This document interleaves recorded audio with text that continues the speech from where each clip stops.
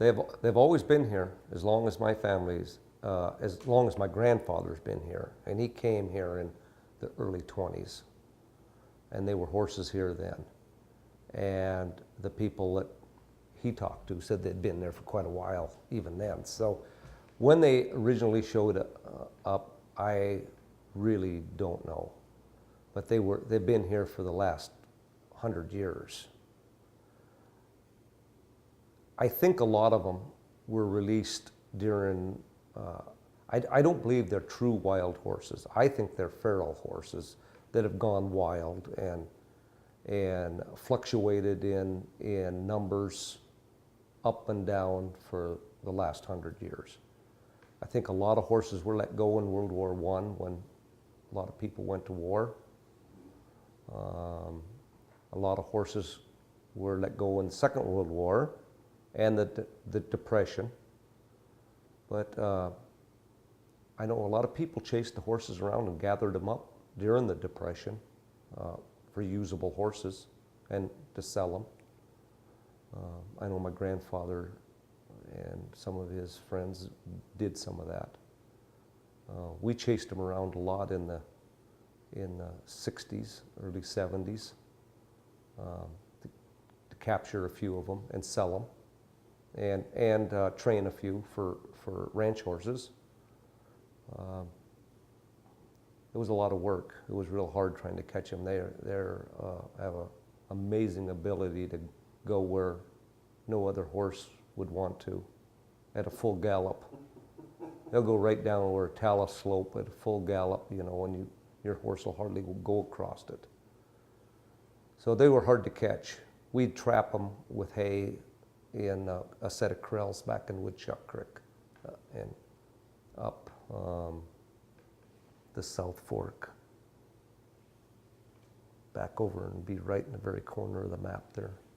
Where the pond is now? Above the pond, yep. The pond. Yep.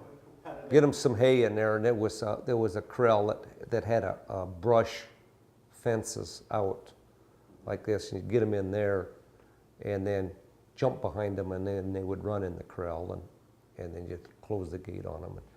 And the older wild ones, and they were wild, would let go and just keep the younger ones, you know, yearlings and maybe 2-year-olds, something you could actually train before they got too goofy. And then we'd load up a few of them in the truck and haul to the auction. How'd you train them? We'd just try to gentle them down. We'd rope them and put them with our regular horses and get bucked off a few times. But we'd get them, just try to gentle them down, and wasn't any big secret. We'd tie them onto another horse, and we did so much work with horses then. You know, we rode horses several times a week, so they caught on pretty good, and they were, most of them turned out to be excellent horses. Mostly because they weren't afraid to go anywhere. You know, if you wanted them to jump over a log, they were more than glad to do it, or go through water or brush. So they turned out to be really good horses. But you didn't really like the feral horses on the ranch. They were pests. They were pests, yeah, especially when they got to be, in the 60s, they got to be up over 100 of them. And they would come on the ranch in the wintertime and break the fences and eat the grass off. We felt they would eat it too short. And sometime in the 60s, in the early 60s, the Fish and Game came in and shot several of them with a helicopter and carted them off to the rendering plant. And then, since then, the herd has not been nearly as big. Why, I don't know, but I think there's maybe 30 of them up there now in that range, 30, 40 maybe. And they stay behind the ranch now pretty much. They haven't been a real pest lately. They bother Larry Kolb's ranch quite a bit more than ours. So, one of the things that I wonder about, and interested in your thoughts on it is that there's no cattle on this ranch, there's no cattle on the Sapphire Ranch, and no cattle on Larry Kolb's east side of the river. And the horses have a different digestive system than the elk. And I wonder whether or not having cattle, can you talk about grass stagnation and what happens if grass doesn't get eaten or Right. burned? And then it seems like horses eat some of the rougher grass that the elk probably won't now. And now They certainly will eat different. I think they probably graze different than elk do. So what I'm getting at is, if without cattle around, could the horses be having a benefit by removing some of the rank old grass? If you had enough of them, yeah. I'm not so sure that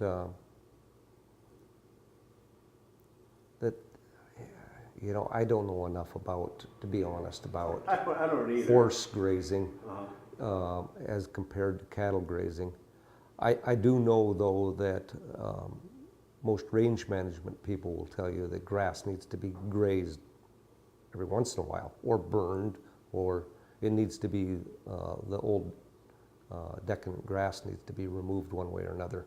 Occasionally, no one says it has to be grazed every year, but every few years they do need to be grazed. I know on the Wall Ranch down in the Madison, they had several thousand head of elk on there, and it was working really good, and pretty soon all the elk were gone, and they were always over on the neighbor's place who raised cattle. The Wall Ranch didn't. And the elk just moved over there because the cattle ate the grass down, and then the new green shoots is what the elk wanted, and they didn't want to go through that old decadent grass to get it.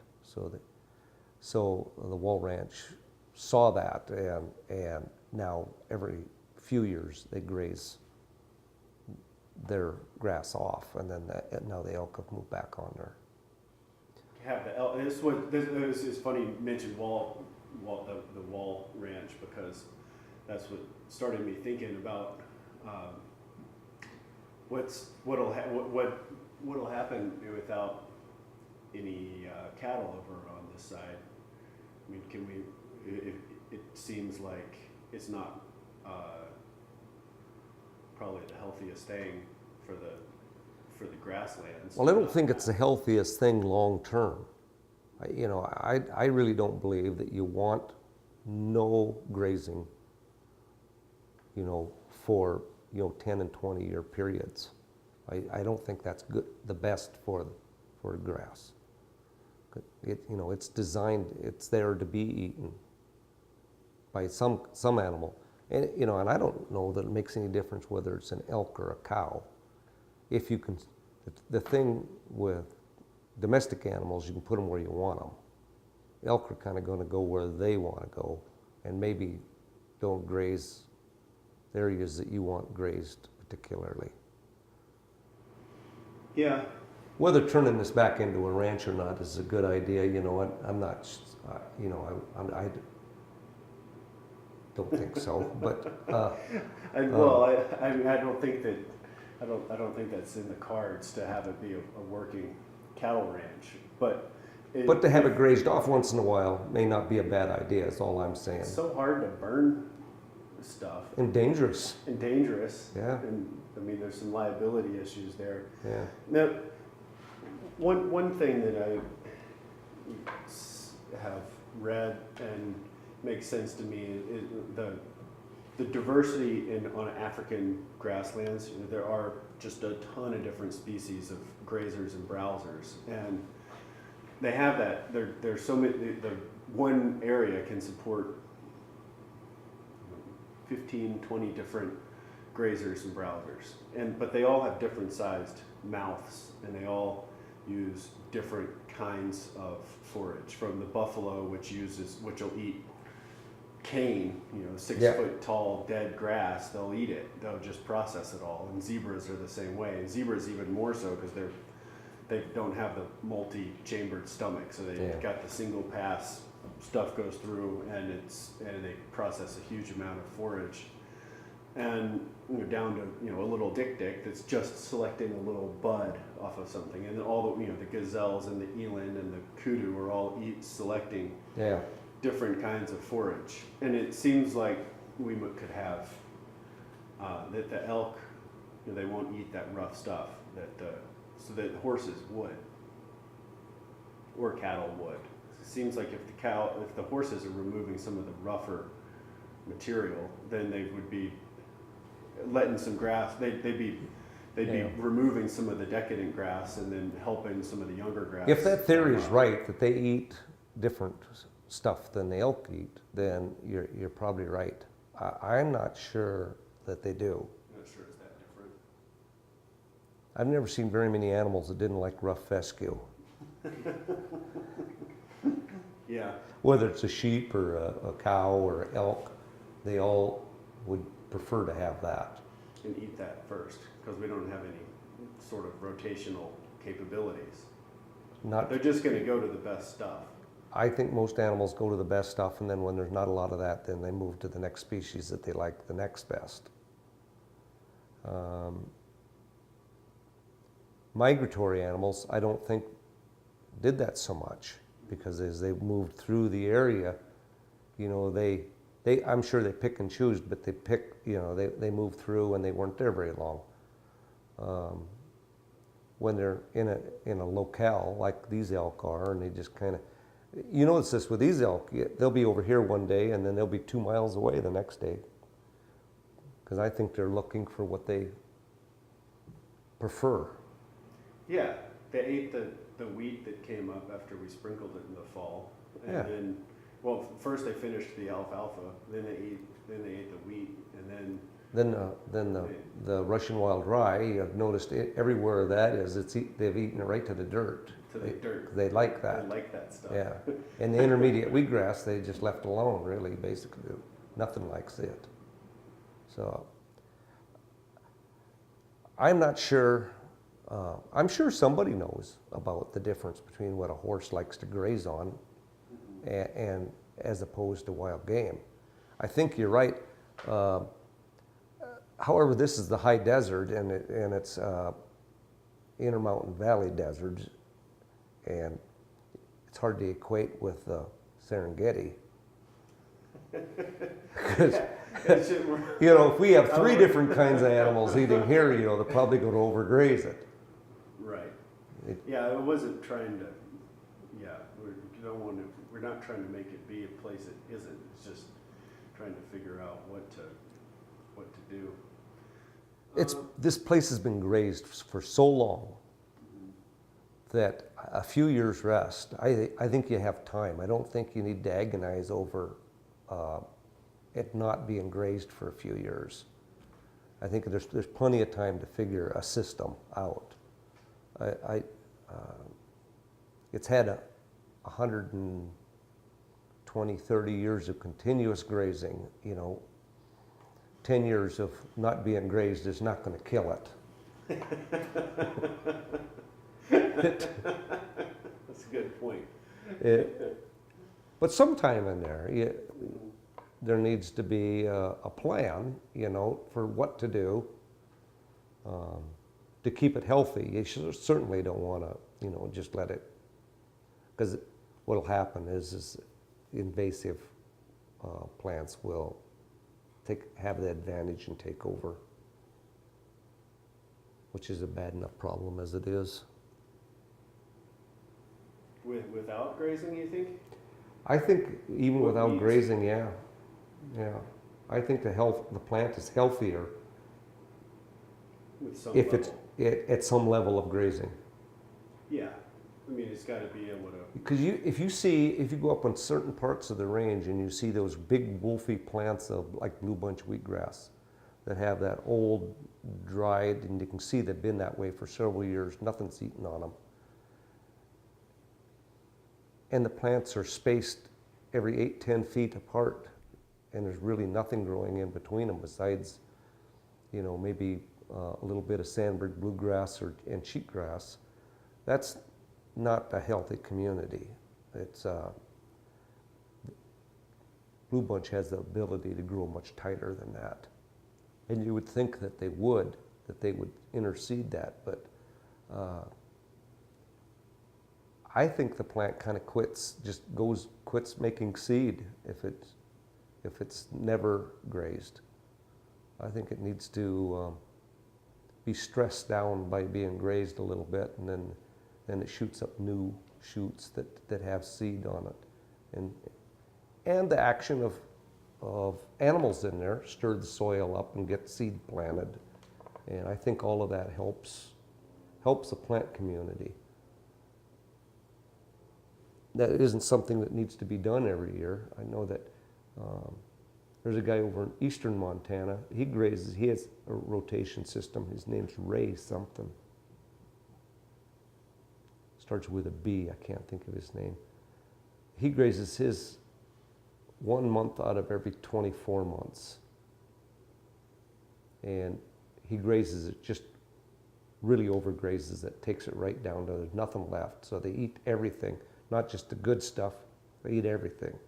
And then he moves out. He doesn't come back for 2 years. And I guess he's over there around Sydney somewhere. I guess he's just made just amazing results. But he claims he's mimicking the buffalo. They come through, eat everything, tramp everything flat, and then it all would come back. Whether that works here in these soils, I have no idea. It's hard to know. Yeah, because I can see that in a tight-packed herd of buffalo that they can't go here and there and be selective. They just got to eat what's in front of you. Yeah, and they're migratory. I mean, they're moving. When you had, say, several million head of them going through, when they went through, it looked like the ground was plowed. I mean, it'd be like however wide they went, they just that much traffic on it would eat down and smash down everything in their way. Well, what other stuff do we need to know?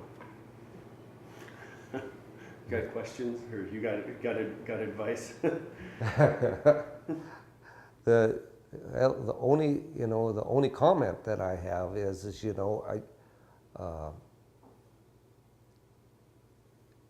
is it on all of these plans that you have, there need to be a long-term goal established before, to my way of thinking. There needs to have the goal before the action's done, not the other way and do things and then if they work, set a goal. I'm not so sure that that's the best plan, and sometimes I think, and maybe it's just because of my biases, being a farmer and a rancher, that things have changed here, and I don't understand them completely. But I think just as a personal observation, I think goal setting is really long-term goal setting is a good first step, and then work towards achieving them. And I'm not saying that's not being done. It's just sometimes from an outsider looking in, you kind of go, I wonder what's up now, So. Yeah, I'll send you our mission statement.